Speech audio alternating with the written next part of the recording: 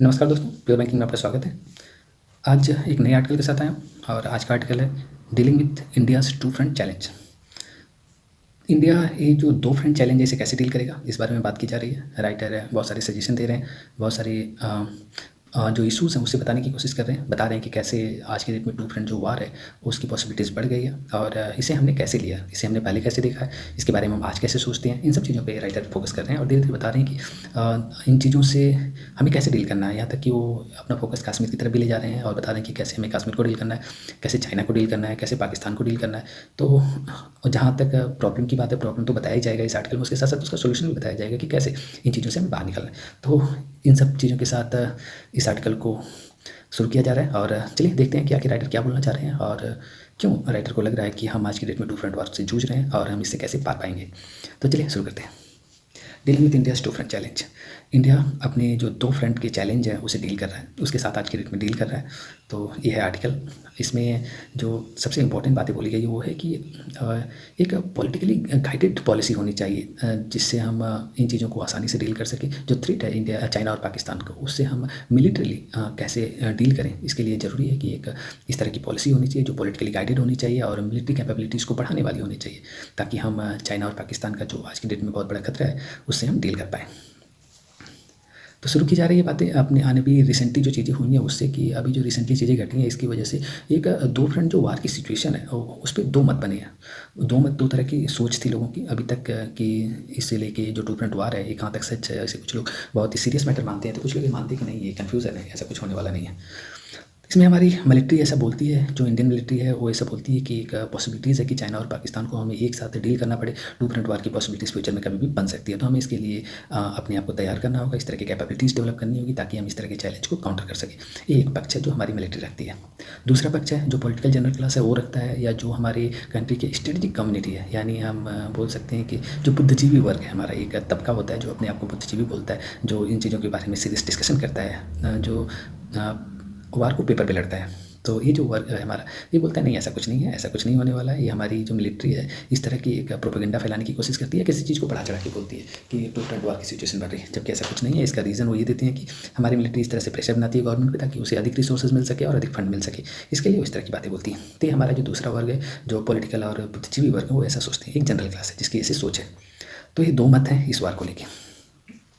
जो दूसरा मत है जो बोलता है कि नहीं, इसे बढ़ा चढ़ा के बोला गया है, वो इसके लिए जो हमारे ऐतिहासिक तर्क है वो भी देता है। वो बोलता है कि मैं ऐसा क्यों बोल रहा हूँ। तो उसका ऐसा मानना है कि अभी तक जो भी इंडिया और पाकिस्तान के बीच में वार हुई है उसमें चाइना ने कभी भी इंटरफेयर नहीं किया है, क्योंकि चाइना के जो इंडिया के साथ रिलेशन है, वो इकोनॉमिक हो, डिप्लोमेटिक हो या पॉलिटिकल हो, वो बहुत ही स्ट्रॉन्ग है और किसी भी कन्फ्लिक्ट को बहुत जल्दी डिफ्यूज़ कर देते हैं, जिसकी वजह से दोनों देश के बीच में कभी भी कन्फ्लिक्ट नहीं हुई है। ऐसा उनका मानना है। जो सेकेंड ओपिनियन रखने वाले लोग हैं वो इस तरह की बातें सोचते हैं।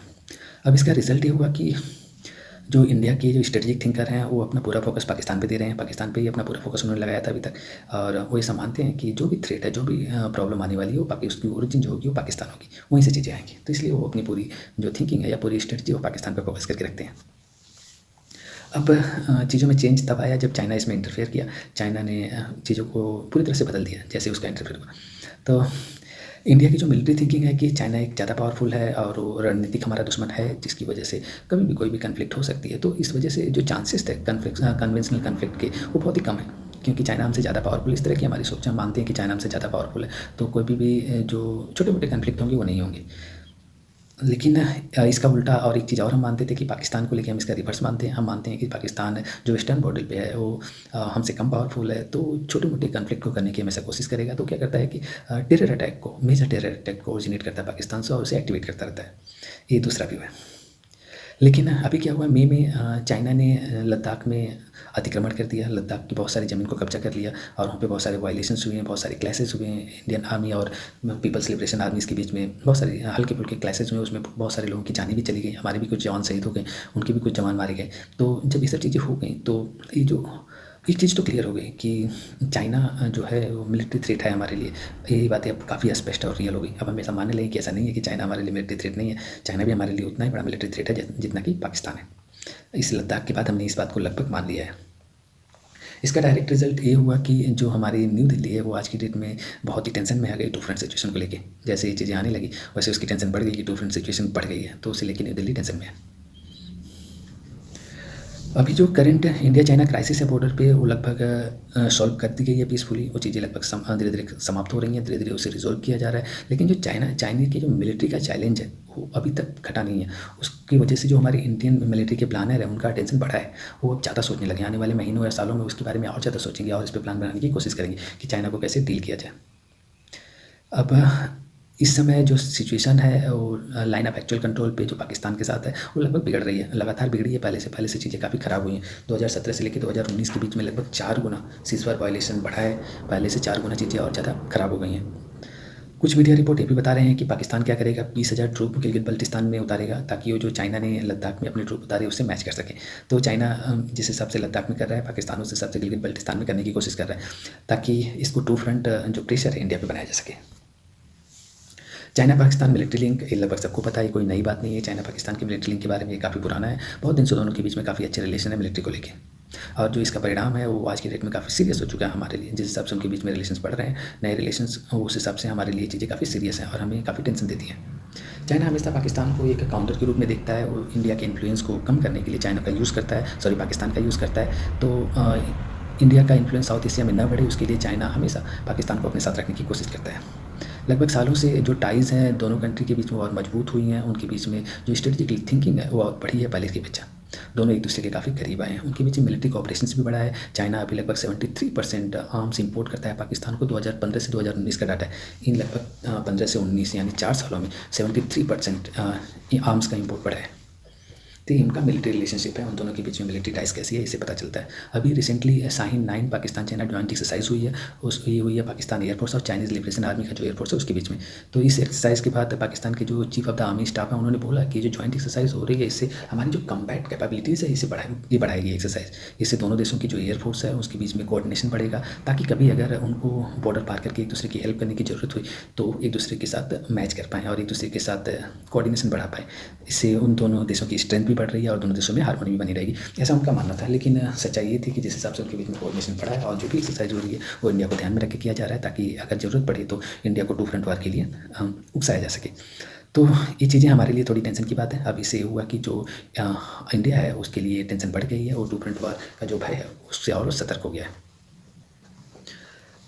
इसके लिए जब हम चीज़ें प्रिपेयर कर रहे हैं तो जो हमारी मिलिट्री है उसके लिए बहुत ज़्यादा ज़रूरी हो जाता है कुछ चीज़ों को वास्तविकता में एनालाइज करें, चीज़ों को ठीक से देखें और देखें कि टू फ्रंट वार की जो सिचुएशन बन रही है, जो भय बनी है, इसे कैसे निपटा जाए और इस तरह की कैपेबिलिटीज़ को डेवलप करें कि इसे काउंटर किया जा सके। ये हमारे मिलिट्री के लिए ज़रूरी है आज के डेट में। ये जो टू फ्रंट सिनेरियो है इसमें जो बहुत बड़ा चैलेंज है इंडियन मिलिट्री के लिए वो ये होगा कि अगर इस तरह की कन्फ्लिक्ट हुई है नॉर्थर्न बॉर्डर पर चाइना से तो उसे कैसे निपटा जाए। ये एक बहुत बड़ा इशू है हमारे इंडिया के लिए। अब इस तरह की चीज़ों में जो सबसे इंटरेस्टिंग चीज़ है वो ये है कि पाकिस्तान इसका एडवांटेज लेने की कोशिश करेगा और वो मिलिट्री प्री ऑक्यूपेशन जो है उसे लिमिटेड करेगा जम्मू एंड कश्मीर में और वो रेस करेगा लेवल ऑफ मिलिटेंसी इन कश्मीर। तो पाकिस्तान को इसका एडवांटेज मिलेगा। पाकिस्तान को अगर उसने ऐसा देखा, ऐसी कोई पॉसिबिलिटी बनी कि जो इंडिया है अपनी मिलिट्री एक्शन को बहुत ही कम कर रहा है जम्मू एंड कश्मीर में, तो वो अपनी जो मिलिटेंसी उसको बढ़ा देगा क्यों, तो इस एडवांटेज का फ़ायदा उठाने की कोशिश करेगा। तो हमारे लिए बहुत ज़रूरी है कि हम अपनी जो मिलिट्री एक्शन है उसे लिमिटेड ना करें, उसे कंटिन्यू रखें, उसे बनाए रखें ताकि पाकिस्तान इसका एडवांटेज ना ले पाए। पाकिस्तान के लिए ये लगभग पॉसिबल नहीं है कि कोई वो लार्ज स्केल कन्फ्लिक्ट करे जिससे वो कुछ इंपॉर्टेंट जो एरिया उसे कैप्चर कर पाए कश्मीर के। ऐसी कोई पॉसिबिलिटीज़ तो फिलहाल नहीं बनी, क्योंकि ऐसा कुछ बना तो एक फुल फ्लेज वार हो सकता है जिसमें तीनों न्यूक्लियर आर्म जो स्टेट है वो इन्वॉल्व हो जाएंगे। तो पाकिस्तान इस तरह की कोशिश नहीं करेगा। लेकिन हाँ, इसके बदले में एक चीज़ और है कि अगर मान लो ऐसा कुछ हुआ तो पाकिस्तान की इकोनॉमी तो बर्बाद होगी, उसे मिलिटरी भी कोई बहुत ज़्यादा एडवांटेज नहीं मिलेगा कुछ एरिया को कैप्चर करने में। पाकिस्तान इस चीज़ को लगभग जानता है। तो पाकिस्तान आखिर करेगा क्या, अभी इशू आ रहा है। तो पाकिस्तान करेगा एक लो रिस्क ऑप्शन ले सकता है, एक छोटा मोटा हाइब्रिड कन्फ्लिक्ट कर सकता है जिसमें जो लगभग वार के नीचे का हो, इस तरह के कन्फ्लिक्ट करने की कोशिश करेगा। यानी युद्ध तक न जाए, युद्ध के नीचे बात रह जाए, इस तरह की वो कोई कन्फ्लिक्ट कर सकता है, इस तरह के कोई अटैक करने की कोशिश वो कर सकता है। भारत के लिए अब दुविधा क्या है, अगर ऐसा कुछ होता है तो भारत के लिए क्या दुविधा हो सकती है। तो भारत के लिए एक अजीब सी दुविधा है और उसके लिए दो तरह की टेंशन बढ़ रही है, एक रिसोर्स की, एक स्ट्रेटजी की। अब सबसे जरूरी है रिसोर्स हमें कितना चाहिए ये हमें ठीक से पता नहीं है, हमारी स्ट्रेटजी क्या होना चाहिए ये हमें ठीक से क्लियर नहीं है। तो ये दो दुविधा है भारत के लिए जिस पे भारत को काम करने की ज़रूरत है। एक लेख लिखा था, एक आर्टिकल था 2016 में लिखा गया था, एसली जे टेलिस ने लिखा था इसे। उसमें उन्होंने हेडिंग दिया था ट्रबल्स दे कम इन बटालियन। तो एक मुसीबत जो बटालियन में आई है, the many fold travels of the IF, Indian arm force के जो ट्रेवल्स हैं उसके बारे में बात की गई है। तो उसमें उन्होंने बोला था कि लगभग जो हमारा एयरफोर्स है इंडिया का, उसको लगभग 60 कम्बैट स्क्वाड्रन की जरूरत पड़ेगी टू फ्रंट थ्रेट के लिए। अगर कोई टू फ्रंट थ्रेट होता है तो लगभग 60 कम्बैट जो स्क्वाड्रन है उसकी एयरफोर्स की जरूरत पड़ने वाली है।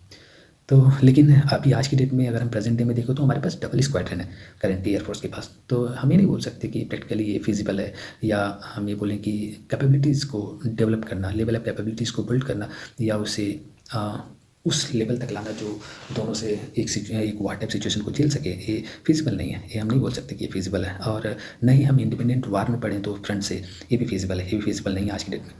तो इससे हमें बचने की कोशिश करनी चाहिए। तो आखिर हमें क्या करना चाहिए, इस बारे में बात की जा रही है। तो जो मेजर डिसीजन होगा वो होगा quantum of resources to be allocated by the primary front. Primary front को हम कितना ज़्यादा रिसोर्स एलोकेट कर रहे हैं, ये एक मेजर डिसीजन होगा फ्यूचर में।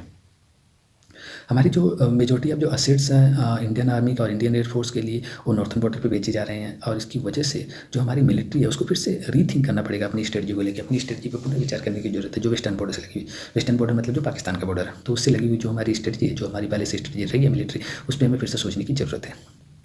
एक सेकंड डायलेमा है, एक सेकंड दुविधा है, दूसरी दुविधा है। इसमें क्या है कि इवन तो पाकिस्तान अभी भी एक हाइब्रिड वार की सिचुएशन में है, तो इंडियन के लिए क्या ये जरूरी है कि वो डिफेंसिव हो जाए पूरी तरह से। एक क्वेश्चन दाग रहे हैं राइटर की। चलो माना कि पाकिस्तान कोई बहुत बड़ा वार नहीं करेगा, लेकिन अगर वो लो रिस्क वार भी करता है तो क्या इंडिया के लिए जरूरी है कि वो पूरी तरह से डिफेंसिव हो जाए, एकदम डिफेंसिव एक्शन ले पाकिस्तान को लेकर।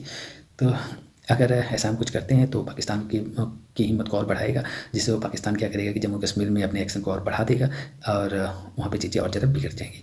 तो जो हमारा ईस्टर्न फ्रंट है वो पूरी तरह से इन्वॉल्व हो जाएगा, जिसमें मिलिटेंसी पूरी तरह से बढ़ेगी और उसके लिए पाकिस्तान जिम्मेदार होगा, क्योंकि उसका मन बढ़ जाएगा। उसे लगेगा कि इंडिया तो डिफेंसिव रहने वाला है। तो हमारे लिए बहुत ज़रूरी है कि हम इस एरिया में डिफेंसिव न रहें, ऑफेंसिव स्ट्रेटजी अपनाएं पाकिस्तान को लेकर, ताकि अगर कभी भी वाइडर कन्फ्लिक्ट हुए तो हमें बहुत ज़्यादा, ये पूरी तरह से इम्पॉसिबल है, पूरी तरह से असंभव है इसे डिफ़ाइन करना कि अगर टू फ्रंट का कन्फ्लिक्ट बन रहा है तो उसका शेप कैसा होगा, वो किस आकार में लड़ा जाएगा, या एक्चुअली उसे कैसे ग्राउंड पे लाया जाएगा। इसे अभी डिफ़ाइन करना लगभग नामुमकिन है। तो इसे हम अभी डिफ़ाइन नहीं कर सकते कि टू फ्रंट की सिचुएशन कैसी होगी। तो हमारे लिए जो सबसे ज़्यादा ज़रूरी है कि इसका ये मतलब तो नहीं हुआ कि हम जो टू फ्रंट की जो सिचुएशन है उसे पूरी तरह से इग्नोर कर दें। हम उसे इग्नोर भी नहीं कर सकते। तो इंडिया के लिए बहुत ज़्यादा इंपॉर्टेंट हो गया आज की डेट में कि वो अपनी जो पॉलिसी है और जो अपनी कैपेबिलिटीज़ है इस तरह के वार को झेलने की, उसे डेवलप करें, उसे और बढ़ाए, ताकि अगर कभी ऐसी सिचुएशन बनती है तो हम उससे डील कर पाएँ। जो हमारी पॉलिसी है जो उसे हमें डेवलप करना है, उसमें बहुत ज़्यादा क्लोज इंटरेक्शन की ज़रूरत है हमारी पॉलिटिकल लीडरशिप के साथ, क्योंकि पॉलिटिकल लीडरशिप आज भी टू फ्रंट की सिचुएशन को वो एक्सेप्ट नहीं कर पाए हैं। वो आज भी ठीक से नहीं मानते कि ऐसा कुछ हो सकता है फ्यूचर में। तो उन्हें इसके साथ इन्वॉल्व करना बहुत ज़रूरी है, ताकि अगर कभी सिचुएशन ख़राब हुई और इस तरह की चीज़ें बिगड़ी तो हमारा जो पॉलिटिकल मैंडेट है वो पूरी तरह से इस बात के लिए मेंटली प्रिपेयर हो कि टू फ्रंट वार हो तो हमें उससे कैसे डील करना है।